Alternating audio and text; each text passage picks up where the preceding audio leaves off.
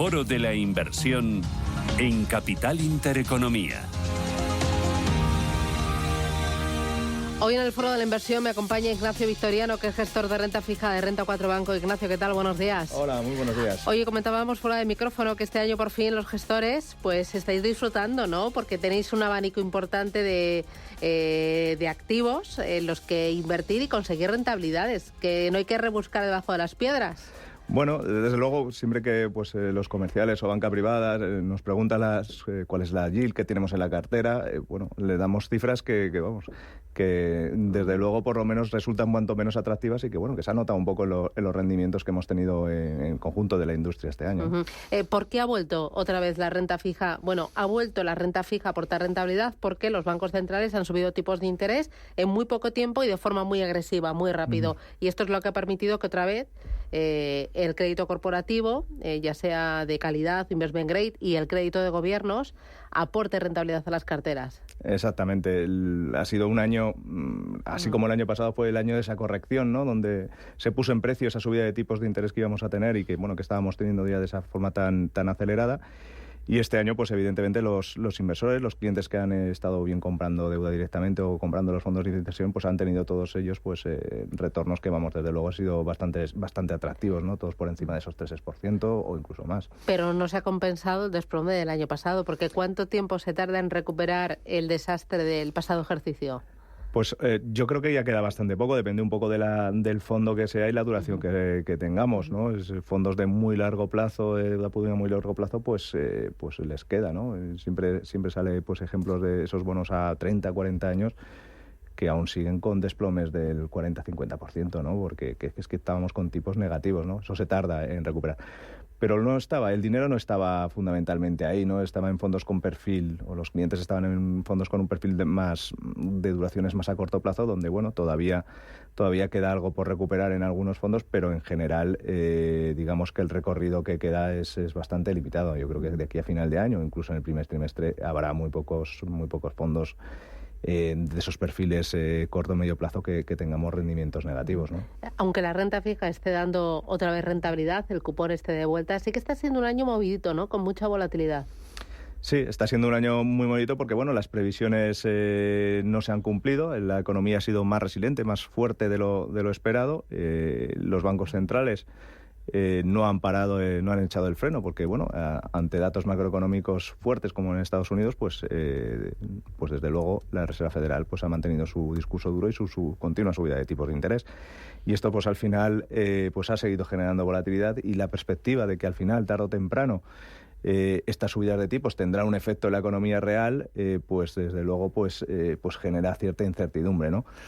Y eso es un poco lo que nos hace que tengamos más volatilidad. También es cierto que la retirada de los bancos centrales como comprador a cualquier precio que teníamos antes, que drenaba mucha volatilidad a los mercados, pues eso se nota mucho y se seguirá notando, ¿no? Los bancos centrales siguen de retirada y vivíamos en un mundo con muy escasa volatilidad, tipos muy bajos, rendimientos muy bajos, pero también poca volatilidad. Eso, de momento, de cara al futuro, desde luego no tiene pinta de que vaya a volver. Bueno, y también tuvimos en el mes de marzo el susto de los bancos americanos, aquellos bancos regionales, y también aquí en Europa Credit Suisse, ¿no? Y eso también metió un poco de salsa al mercado. Sí, siempre hay sustos por el camino, ¿no? Al final, no descartes que el año que viene, desde luego podamos tener también algún insulto que no cuentas, ¿no? Porque al final, Silicon Valley o estos bancos, un conocimiento profundo de cómo están los balances de esos bancos, que aquí no somos especialistas en esa banca media americana,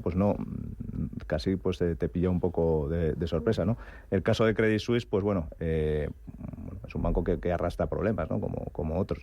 Entonces, lo puedes un poco más ver. Pero siempre hay ese que, como dicen, el cisne negro, ¿no? De todos los años, pero que creo que ha sido un efecto que yo creo que se reaccionó bastante rápido y que ha sido un efecto bastante limitado, ¿no? Dentro de la renta fija, que la renta fija es muy variada, ¿dónde veis más oportunidad ahora mismo? ¿En qué tipo de emisiones y también a qué plazos? Nosotros ahora mismo, por el perfil que estamos ahora o en el momento que estamos del ciclo económico, estamos más en un perfil conservador en cuanto a riesgo de crédito. Quiero decir que nuestras carteras cada vez están más ponderadas en deuda pública en covered bonds con triples A's y demás.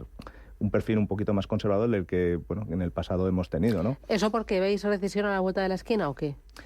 Vemos, primero, desde luego a corto plazo no, y eso que ya hay unos indicadores adelantados que sí que lo apuntan, ¿no? Pero sí que vemos un riesgo. El riesgo no es que el ciclo vaya a estar 24 meses más sin problemas graves económicos, sino más bien el contrario, ¿no? Tenemos por un lado eso, que podemos tener algo de recesión. Los spreads de crédito, pues hombre, no están tan bien, pero vamos, no reflejan un gran problema económico.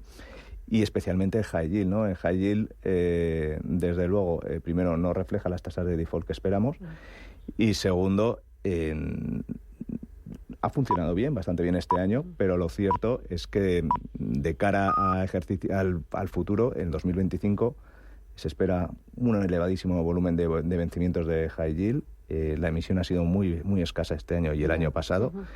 Y desde luego tendrán que financiarse a un precio, ¿no? Y ese precio entendemos que será más elevado. Claro, ¿con qué tasas de default estáis trabajando? Con niveles de 5, 5,5. Vale. Tampoco estamos pensando en... Porque la anterior crisis, ¿a cuánto se llegó? Bueno, no recuerdo, pero vamos, en la 2008 aquello eran 10 y 12, sí, era una... doble dígito. No, en ningún caso esperamos que los spreads de crédito se vayan a disparar o se vayan a ir a un disparate, y desde luego a corto plazo, ¿no? Pero, bueno, el ir construyendo carteras con un perfil un poquito más resiliente al ciclo económico, pues desde luego es lo que nos toca, ¿no? Y alargar un poco las duraciones, pues también a medida, ¿no? A medida que va avanzando el tiempo, ¿no? Y luego, por la parte de gobiernos que me decías, ¿gobiernos periféricos aquí en Europa? ¿O somos todavía más conservadores y nos vamos al boom y nos quitamos de problemas? Bueno, sí que es cierto que en la periferia sí que podemos esperar que haya ciertas tensiones en las primas de riesgo. Vemos Italia, ¿no? Italia, desde luego, lo que tiene que emitir y la situación económica que tiene, pues desde luego invita a que pueda haber tensiones en las primas de riesgo de periféricos. Ya de hecho, está a niveles de prima de riesgo ya bastante elevadas, ¿no? La ventaja que tienes ahí con estas primas de riesgo de Italia, y que no se va a desbocar como ha sido en el pasado, es que, bueno, yo creo que el mensaje es claro por parte del Banco Central, es que al final se tiene que transmitir la política monetaria, ¿no? Pero de momento es un elemento, un factor de volatilidad, y desde luego podemos tener algo de tensiones en primas de riesgo periféricos. Bueno, y habrá que ver también a lo largo del próximo año, porque nos fijamos mucho en la herramienta tipos de interés, pero hay que recordar que los bancos centrales tienen otras herramientas para intentar retirar toda la liquidez del sistema. Y ahí la Reserva Federal, como también el Banco Central Europeo, podrían seguir reduciendo el balance a mayor o menor ritmo, ¿no? Para luchar contra la inflación, que es el objetivo final de los bancos. Realmente ese es el mayor riesgo que tenemos ahora mismo en la situación de tipo de interés, ¿no? Porque yo creo que sí que es un consenso y desde luego nosotros estamos de acuerdo que los tipos de intervención más altos o que tenemos en Europa, bueno, quizá un cuarto más en Estados Unidos, pero estamos en ese pico, ¿no? Pero lo cierto es que el exceso de liquidez pues se va drenando, ¿no? Se tiene que ir drenando. Y además el drenaje de liquidez ha comenzado relativamente hace poco, ¿no? O sea, en el primer trimestre realmente el exceso de liquidez se mantuvo, ¿no? Incluso mejoró. Entonces, bueno, esa reducción de liquidez por parte de los bancos centrales, el famoso muro de deuda americano y todos los elevados vencimientos que tiene, y todas las necesidades de financiación, pues se van a tener que seguir haciendo, y desde luego puede producirse que las primas de riesgo, pues de todos los países, no solamente de los periféricos. Siempre que hablamos de primas de riesgo piensas en Italia o en España, ¿no? Pero no, las primas de riesgo o el extra de rentabilidad que le pides por invertir a esas primas por plazo, pues deberían o podrían incrementarse, ¿no?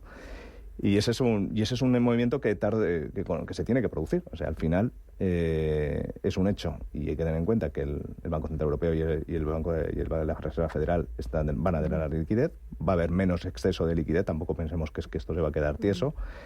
y eso al final pues redunda en tipos de interés. Claro, con este escenario que me has dibujado, ¿no? Y viendo que está funcionando mejor, como que ha pasado en este último ejercicio con la renta fija, con el crédito, con las duraciones también, para el ahorrador más conservador dentro de lo que es renta fija, lo mejor son los monetarios, o sea, o mejor, oye, pues soluciones flexibles, soluciones ágiles para ese ahorrador que vuelve a, bueno, o sea, yo creo que siempre hay que tener renta fija en cartera, ¿no? Que hay que descorrelacionar y tienes que tener ahí un abanico de distintos activos.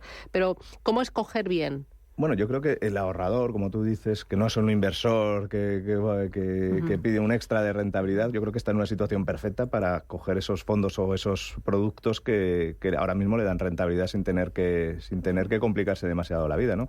Como dices, esos fondos monetarios que te van a dar rentabilidades por encima del 3 y pico % o fondos de renta fija a corto plazo, que también van a tener el año que viene retornos muy importantes sin tener que asumir excesivos riesgos, pues desde luego son la opción más adecuada, ¿no?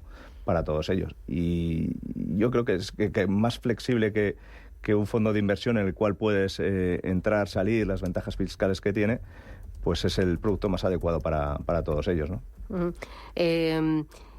Y luego, para ese inversor que sea algo más audaz o que simplemente quiera diversificar y que quiera meter, incluimos, por ejemplo, emergentes, o sea, carteras globales, más foco en Europa. Nosotros trabajamos con un fondo de renta fija flexible, que flexible. Es básicamente... O sea, al final es dar poder al gestor para que él encuentre oportunidad. Al final intentamos plasmar las ideas que te estoy comentando, ¿no? Que pues está a coger algo de duración en renta fija de calidad o en deuda pública de calidad, ser más conservadores ahora en high yield, que en otros momentos hemos tenido bastante más, la complejidad de ciertos bonos, ¿no?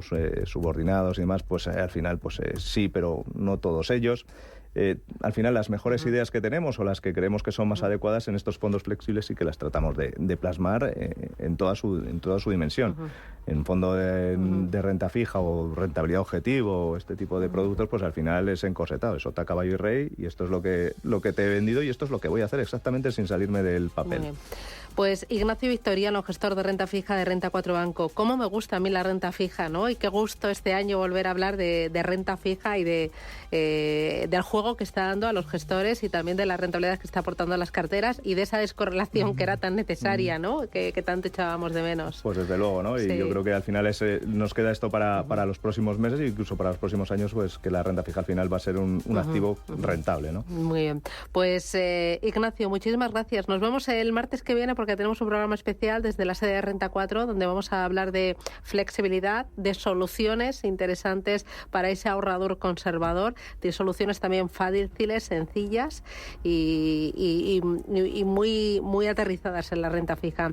Muchísimas gracias. Nos vemos la semana que viene. Cuídate. Nos vemos la semana un abrazo. que viene. Adiós. Hasta luego. Adiós.